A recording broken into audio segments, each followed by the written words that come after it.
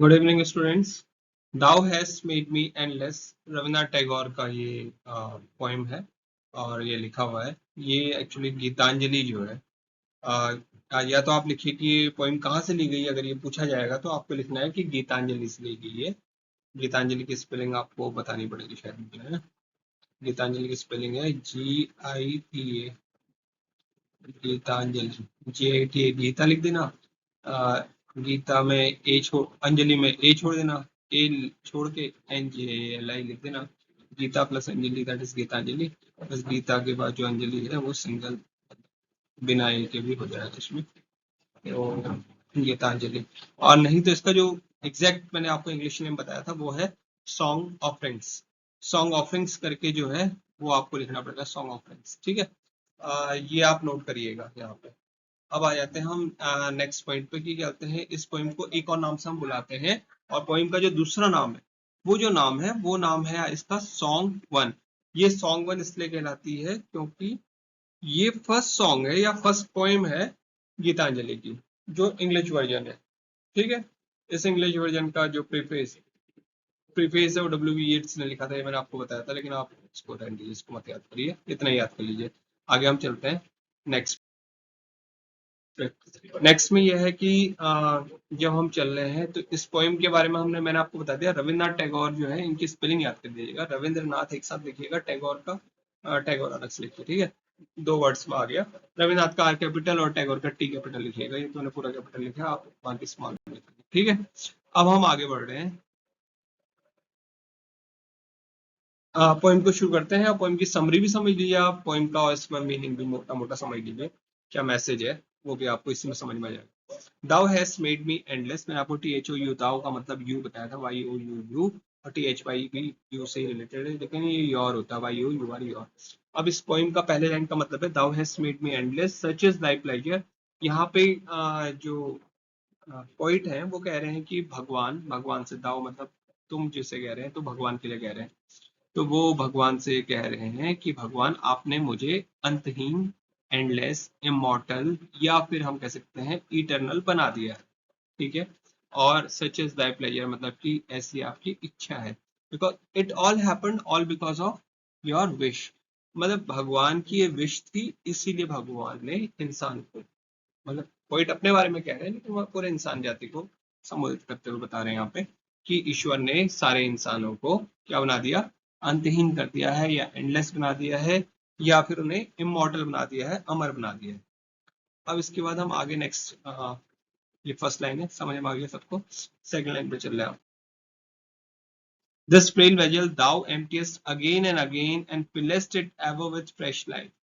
This frail vessel, जो यहाँ पे वर्ड यूज हुआ है फ्रेल वेसल, फ्रेल का मतलब वीक है और वेसल का मतलब बर्तन है, यानी कि इस शरीर की जगह ये शब्द यूज किया है। मेटाफर है ये फिगर ऑफ स्पीच है, मेटाफर। अगर कहीं पे पूछा जाएगा कि कौन सी फिगर ऑफ स्पीच इस पोएम में यूज हुई है, तो इस पोएम में जो फिगर ऑफ स्पीच मेन जो यूज हुई है वो मेटाफर हुई है। META, मेटा PHOR पर, मेटाफर लिख लीजिए आप, META मेटा PHOR पर, मेटाफर है।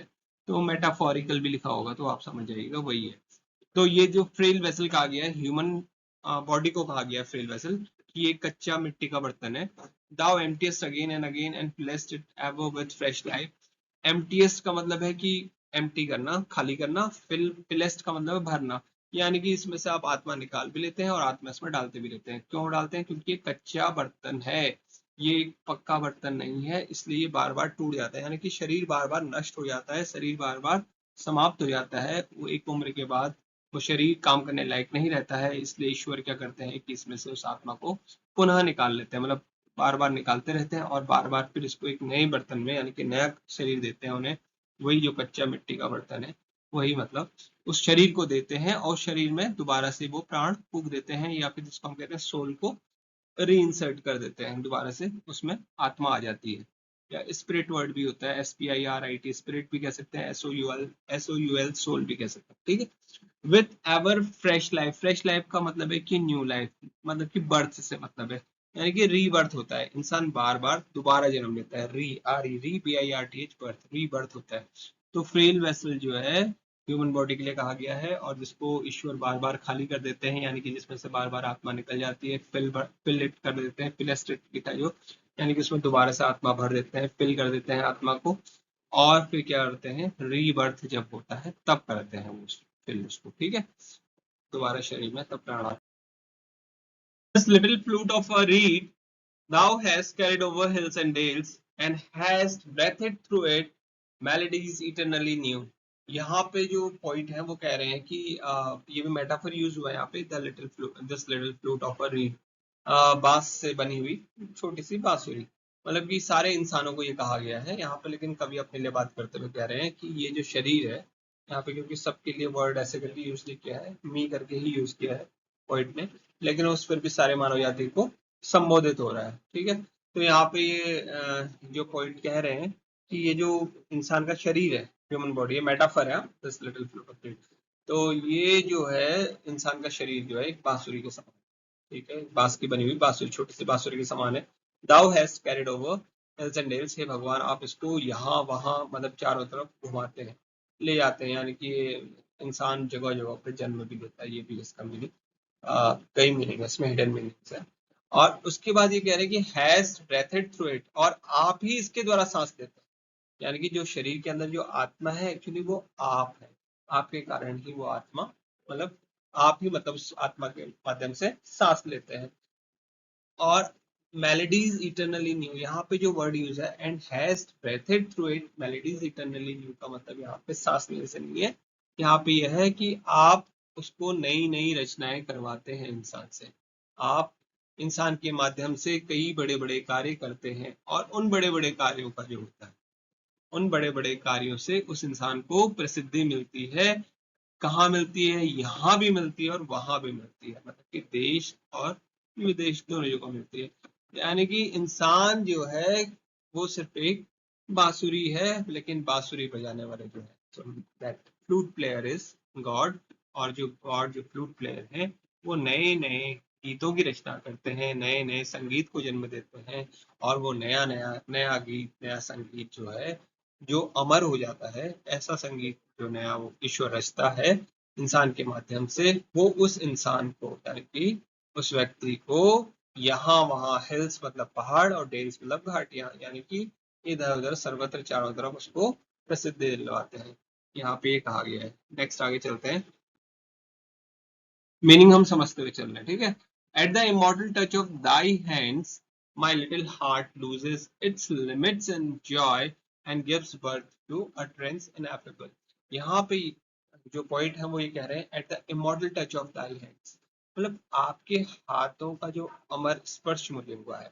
अब यहाँ पे इसका मीनिंग ऐसा कुछ नहीं है आपके हाथों का अमर स्पर्श, इसका मतलब ये है कि ईश्वर की जो हमारे भीतर, मनुष्य के भीतर जो प्रेरणा होती है, इंस्पिरेशन होती है, मीन्स दाई हैंड्स से मतलब है जो ईश्वर ने जो हमारे भीतर क्या है, इंसान के भीतर जो आत्मा को रखा है, सोल को रखा है, उस सोल की जब प्रेरणा, उस सोल में जब प्रेरणा होती है तो ईश्वरीय प्रेरणा होती है, यानी कि डिवाइन इंस्पिरेशन जब सोल के भीतर होता है, तो कवि कह रहा है कि यानी कि जब उसकी यूनिटी हो जाती है भगवान के साथ, यहाँ पे मीनिंग ये भी है इसका, that union with the God almighty, तो जब ईश्वर के साथ एकाकार हो जाता है इंसान, यानी कि जो ऊंचाइयों को छूते हैं, इमॉर्टैलिटी की तरफ को बढ़ते हैं, तो वो लोग उस कंडीशन की बात बताते हुए कवि कह रहे हैं कि मेरा जो छोटा सा हृदय है, यानी कि ये जो छोटा हृदय है वो loses its limits and Joy, यानी कि खुशी से वो भर जाता है, और मतलब कि अपार खुशी हो जाती है उससे, बेहिसाब खुशी हो जाती है। यहाँ पे little heart loses it's limit का मतलब है कि इंसान को अगर हम ऐसे समझे तो इंसान अपना बॉडीली जो है, मतलब कि फिजिकल कि वो इंसान है करके, उसका शरीर है करके, वो उस लिमिट को भूल जाता है, यानी कि उसके सुख दुख को एक साइड कर देता है, मतलब कि ईश्वर की जो अंदर से उसको इंस्पिरेशन होती है, वैसी स्थिति में वो, उसके पास भोजन भोजन है नहीं है, वो अमीर है गरीब है, ऐसी परिस्थितियों से वो परे हो जाता है, and gives birth to a trance ineffable, और उसके भीतर जो मतलब इतने सारे परिवर्तन आते हैं, तो वो क्या करते हैं उसको, वो कह रहे हैं कि भाई मेरे मतलब अंदर से इतना इंस्पिरेशन आता है कि हम जो भी कार्य करते हैं वो क्या करते हैं, मतलब इतनी खुशी देते हैं कि हम उसको शब्दों में बयान नहीं कर सकते, यानी कि उस खुशी को हम, उस गीत को हम गा तो रहे हैं, लेकिन उस खुशी को हम शब्दों में व्यक्त नहीं कर पाते हैं। इंसान यहाँ पे ये भी कहना चाह रहा है, यानी कि पोइट ये भी कहना चाहता है इंसान के रूप में कि इंसान उस खुशी को जब महसूस करता है तब वो अपने आप को भूल जाता है। वो सब ईश्वर के इमॉर्टल टच यानी कि डिवाइन इंस्पिरेशन के कारण होता है। अब जो है इसके बाद ये है कि thy infinite gifts come to me only on these very small hands of mine.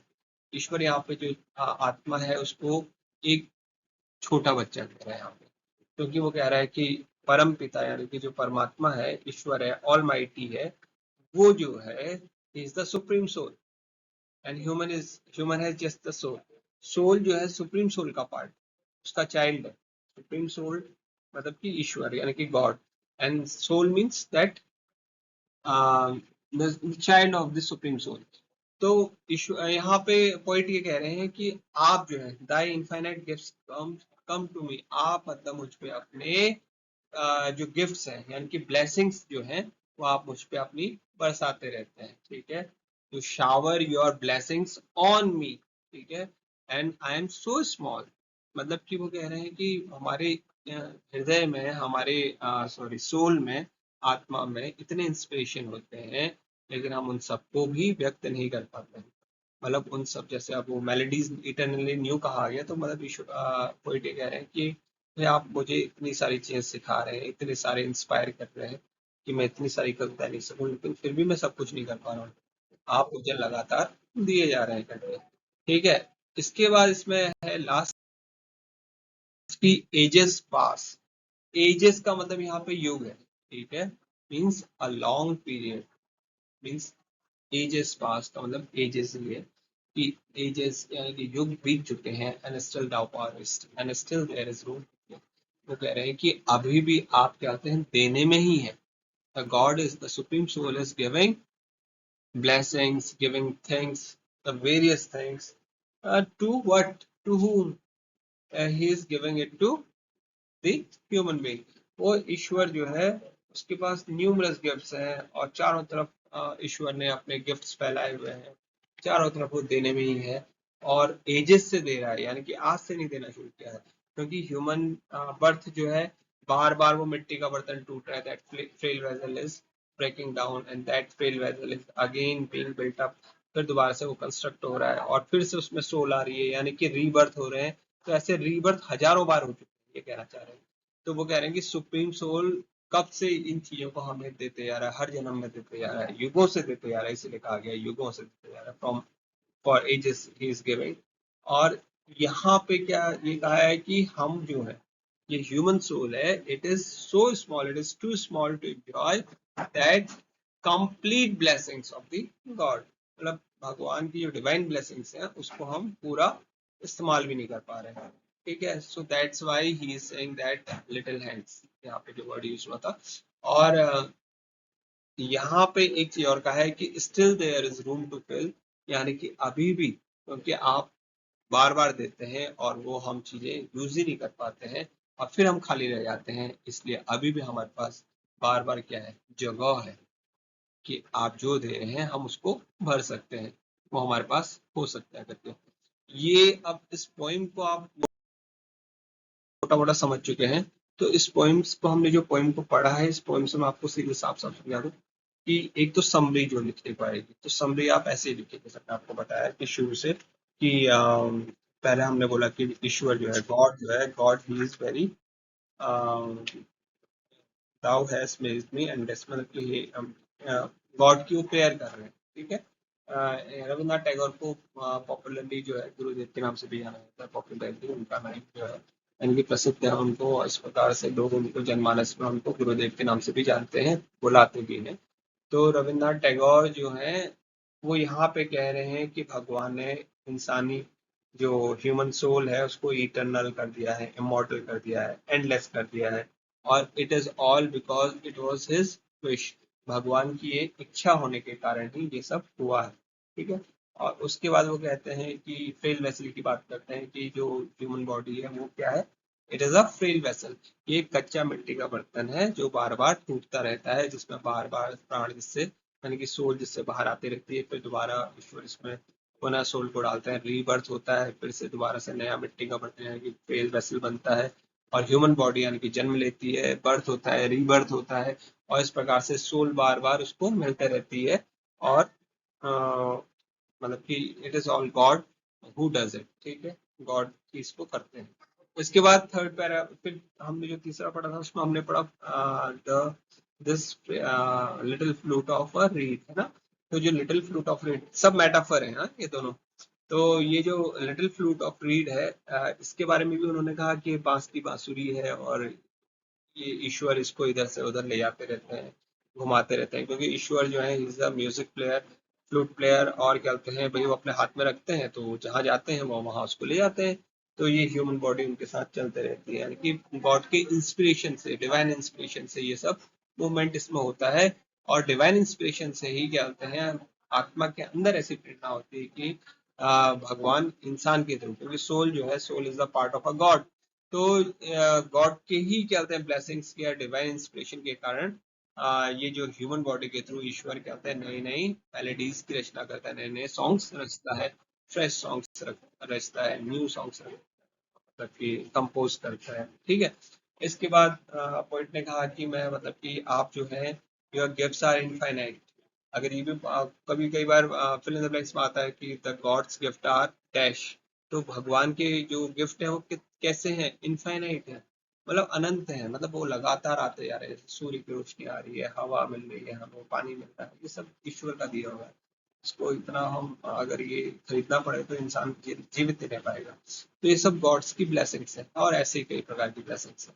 तो ईश्वर किसी को कोई क्वालिटी देता है, किसी को बोलने की, किसी को सुनने की, किसी को बात करने की, किसी को डांस करने की, किसी को सॉन्ग सिंगिंग करने की, ये सब जो है क्वालिटीज है। किसी को ड्राइंग करने की, किसी को पेंटिंग करने की, तो all these are the blessings of the God.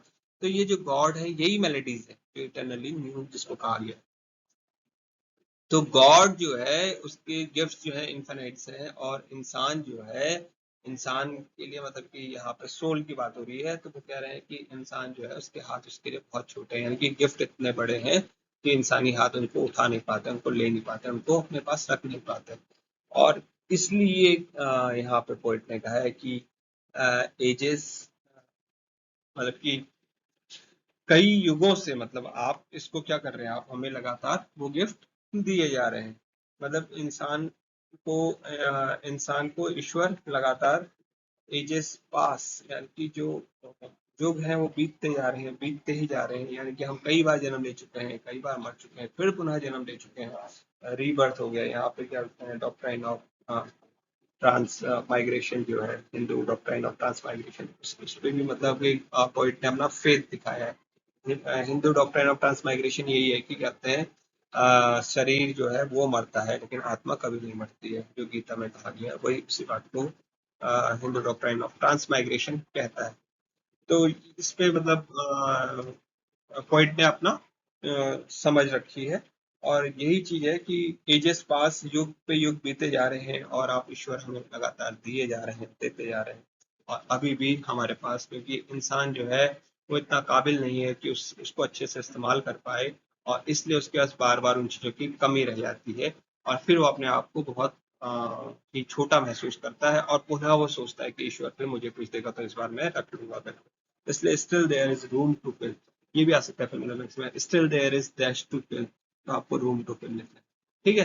तो ये पोएम आपको समझ में आ गई, समरी भी होगी, और इसका मैसेज भी बिल्कुल क्लियर है कि मतलब ईश्वर को सुप्रीम बताया, सुप्रीम सोल बताया है, और ह्यूमन सोल को जो है इमॉर्टल बताया है, और ह्यूमन बॉडी को जो है मॉर्टल बताया है, यही पोइट का यहाँ पे कहना हुआ है। और इसलिए गॉड को वो थैंक्स कर रहे हैं बार बार कि जो भी हम करते हैं, इंसान करता है, उसको लगता होगा कि वो खुद कर रहा है, लेकिन ऐसा कुछ नहीं है। It is all the God, the supreme soul who does it, तो वही करता है इसको, ईश्वर ही करता है, ठीक है। Okay, thank you so much.